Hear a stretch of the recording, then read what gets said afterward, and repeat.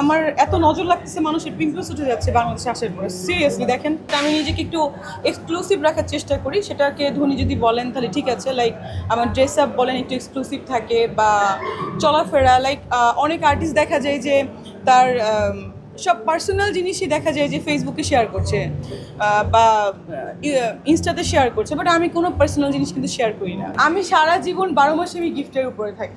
আমি ঈদের আগের দিন চলে যাব, কই যাব বলবো না, মানে এক দুবাই বলতে বলতে আসলে মানে কি বলার, আমার তো ওই যে দুবাইয়ের গোল্ডেন ভিসা হচ্ছে, তো হয়তোবা ওরা আমাকে এই জন্যই দুবাইয়ের ব্র্যান্ড অ্যাম্বাসেডার করে কিনা কয়দিন পরে ভাবতেছি। ঈদের বাজার থেকেই করা, দুবাই থেকেই করা হয়েছে। গিফট কিনি নাই, সেটা জানি না ভাই, তোমার টাকাটাকে করো কেন?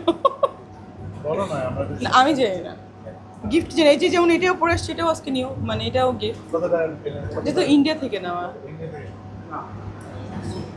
আনুমানিক কত টাকা গিফট থাকে না?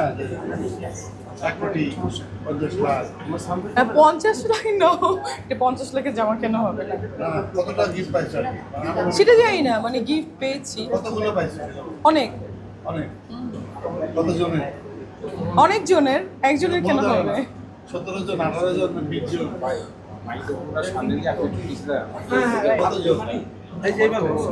হ্যাঁ, একটু পিছনে দিকে কত জনের হতে পারে? 10-12 জন। গিফট কি আপনার এসে দিয়েছে নাকি নিয়ে আসতে হয়? এসে দিয়ে যায়, কেন নিয়ে আসবো? আমি সারা জীবন 12 মাসে আমি গিফটের উপরে থাকি। আগে আব্বু আম্মুর গিফটের উপরে থাকতাম, এখনো তাদের গিফটের উপরে থাকি, ফ্যামিলির থাকি, ফ্রেন্ডের থাকি, এখন তো সবার। মিষ্টি জান্নাত কাকে গিফট দেয়? আমি আমার বাবা মাকে স্পেশালি গিফট দিই, আর কাউকে দিই না। প্রিয় মানুষকে?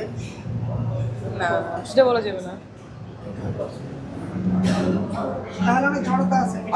আপু একটা ফিল্ম নিয়ে আসি, আপনি কি কি নিয়ে ব্যস্ত আছেন ডাক্তারি পেশার পাশাপাশি? ফিল্ম হচ্ছে ওই ফিল্ম আছে একটা, অলরেডি শেষ হয়ে গেল, কুরবানিতে রিলিজ হবে। কুরবানিতে আরেকটা সিনেমা প্রিপারেশন হচ্ছে, ওটা কুরবানিতে রিলিজ করব।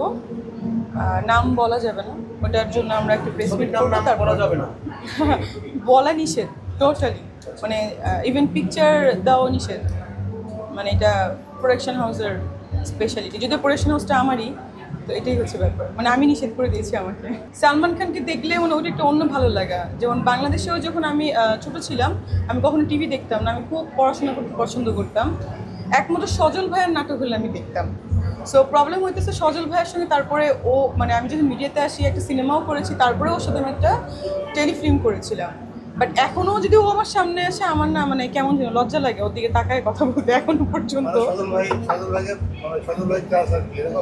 ক্রাশটা যাই না, মানে মাথার ভিতরে হয়তো সেট আপ হয়ে গেছে যে মানে একমাত্র ওকে দেখলেই আমার মানে একটু ওরকম লাগে, যেটা সালমান খানকে দেখলে লাগে।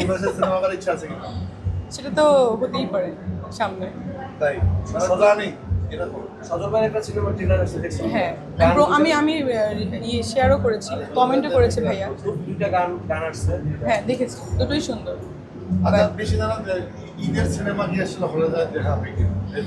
ঈদের সিনেমা আমি খুব একটা হলে যেয়ে দেখি না, কারণ যখন ঈদ হয় ম্যাক্সিমাম টাইম আমি দেশের বাইরেই থাকি, সো ঈদের ওইভাবে দেখা হয় না, আর এত রাশ থাকে, পরে দেখা হয়।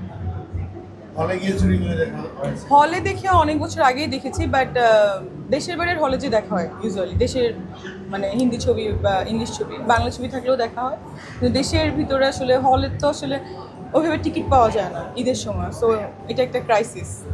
বাংলা নায়িকা হয়ে বাংলা সিনেমা দেখার অনীহা কেন? কোনো অনীহা নাই, মানে আমাদের তো হল প্রবলেম আসলে, মানে টিকিট পাওয়া যায় না, টিকিটের একটা ক্রাইসিস থাকে, এটা একটা ব্যাপার। আর হচ্ছে ঈদের টাইমে মানে আসলে খুব বিজি থাকা হয়, দেশের বাইরে থাকা হয়, সব মিলে হয় না। আর এত করেন না, আমার এত নজর লাগতেছে, মানুষের পিম্পলস উঠে যাচ্ছে বাংলাদেশে আসার পরে। সিরিয়াসলি দেখেন, আমি আর ইন্টারভিউ দিতে চাইতেছি না। না, সিনেমা চলে না সেটা না, অফকোর্স সিনেমা চলে। আমাদের দেশে আসলে যে মানে হল পরিবেশ, যেটা যেমন সিনেপ্লেক্স বা মাল্টিপ্লেক্স, এগুলো নাই। সো মানুষজন তো চায় যে টাকা খরচ করে এসি রুমে দেখতে, এটা হয় না বলেই মানুষ যায় না, এটা হচ্ছে আমার কথা। বাংলাদেশের শোবিজ জগতের তারকাদের মধ্যে নিজেকে সবচেয়ে ধনী মনে করেন কি?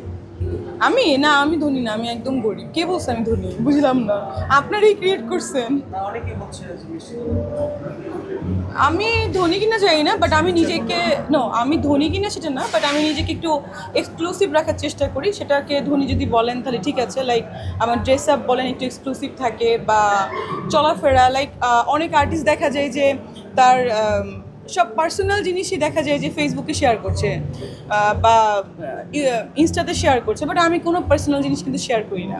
লাইক ঘুমাচ্ছি, খাচ্ছি, কি করছি এগুলো করি না। সো আমি চাই যে সেলিব্রিটিদের যে ব্যাপারটা সেটা যেন ধরে রাখতে পারি। কাজ কম করি, কিন্তু দেখা যায় যে ওই হাইপটা আছে, এই জন্য হয়তো মানুষ আমাকে ভাবে আমি।